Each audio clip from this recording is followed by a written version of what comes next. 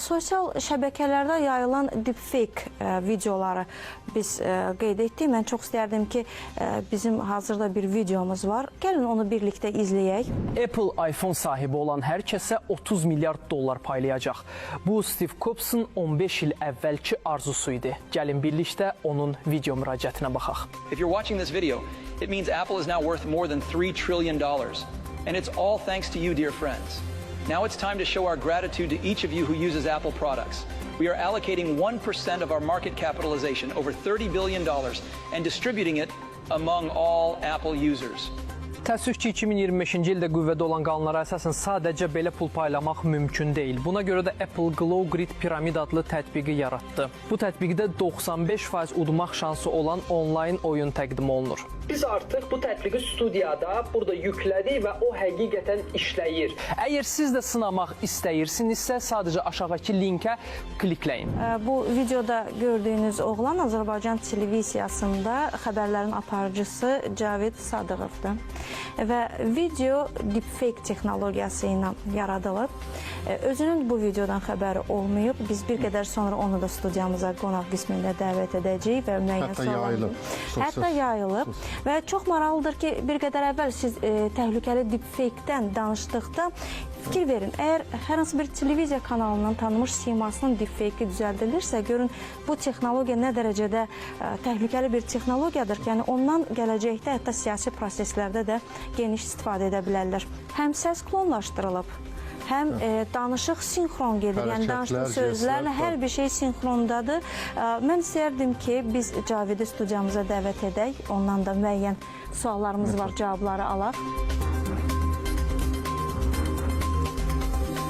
Cavid, bir qədər əvvəl biz sənin videonu nümayiş etdirdik. Təbii ki, anlayırıq bu sən deyilsən, sənin deepfake ilə yaradılmış bir videondur. Çox maraqlıdır. Necə oldur ki, bununla rastlaşdın? Hansı platformada qarşına çıxdı? İstərdim bu barədə bir məlumat verəsən. Bir neçə ay öncə bu baş verdi, yəni mənim xəbərim oldu.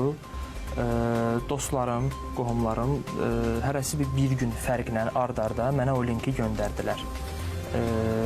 Və mən bu linkə daxil oldum, bu videonu gördüm və siz demişkən bu təbii ki mən deyiləm. Bu düzəldilmə bir şeydir süni intellekt vasitəsilə. Və ətrafımda olan dostlarımdan bir çoxu mənə məsləhət gördü ki, bu linki götürüm, bu videonu öz şəxsi sosial şəbəkələrimdə paylaşım və üzərinə yazım ki, əziz dostlar, əziz izləyicilər, bu mən deyiləm. Bu bir fake newsdur, bu mən deyiləm, belə xəbərlərə aldanmayın, burada yerləşdirilən linklərə daxil olmayın, bu təhlükəlidir. Sizin və bəzi linklər var ki, orada hətta daxil olandan sonra kart hesablarını istəyirlər, yerlər var və bəzi insanlar da orada kart hesablarına daxil edir və avtomatik olaraq da həmin kartdan vəsait çıxılır. Yəni, bu şəkildə mən gördüm və dostlarımın dediyi kimi də öz şəxsi sosial şəbəkə hesablarımda paylaşımları elədim, yazdım ki, yəni belə xəbərlərə aldanmayın. Çox maraqlıdır ki, studiya belə eynidir. Yəni Azərbaycan televiziyasının xəbərlər studiyası. Bu bizim xəbərlərin studiyasıdır. Studiya eynidir, hər bir şey yəni eynidir. Həmin günü mən xatırlayıram. Biz burada, mən bu hissəni də xatırlayıram. Biz burada birbaşa bağlantı eləmişdik müxbirimizlə. Canlıda. Bəli, canlı bağlantı idi.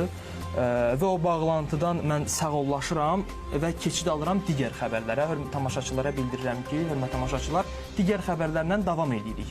Yəni bu şəkildə mən xatırlayıram və onun üzərində düzəldiblər. Müşir müəllim, məhz burada belə bir sual meydana gəlir ki, belə hallarda, bu hallarda necə addım atmaq lazımdır? Elə bir prinsip var mediada, bu beynəlxalq bir prinsipdir. Deyir ki, xəbər təksib olunmayana qədər onun doğruluq ehtimalı yüksəkdir. Yəni, bu hətta bizim köhnə qüvvədən düşən media haqqında qanunda da vardır ki, o təksib olunmayana qədər başqaları ona istinad edib o xəbəri yayırdılarsa, onlar məsuliyyət daşımırdılar. Bax, belə bir məsələ var. O baxımdan ilk tövsiyə olunan haldır ki, bu cür yanlış, adımızdan düzəlmiş yanlış açıqlamalı olarsa, mütləq şəkildə özümüzün ya hesablarımızda, yaxud da ki, media vasitəsilə açıqlama verib, onun yanlış olduğunu bildirmək lazımdır ki, artıq digərləri ona istinad edib yaymasın. araşdırmasınlar. İnformasiya standartları barədə bilgisi olan şəxs bilir ki, əgər qarşıma çıxıbsa, mən şübhələnirəmsə, bunu başqa mənbələrdən dəqiqləşdirməyə çalışır. Amma elə insanlar var ki, onu birbaşa ilə müstəqil mənada qəbul edir. Yəni varsa, deməli həqiqətdir. Belə bir məsələlər var. O baxımdan onun ümumiyyətlə silinməsi də daha faydalı olardı ki, başqalarının qarşısına çıxıb çaşdırmasın. Mən də düşünürəm ki, bax, bugün nümayiş etdirdiyimiz bu video və sizlərin burada iştirakı da vətəndaşlarımızın, tamaşaçılarımızın maarifləndirilməsi istiqamətində çox böyük bir addım oldu. Hər ikinizə də təşəkkürümü bildirirəm. Təşəkkür Sağ olun, ederim. çox sağ olun. Təşəkkürlər.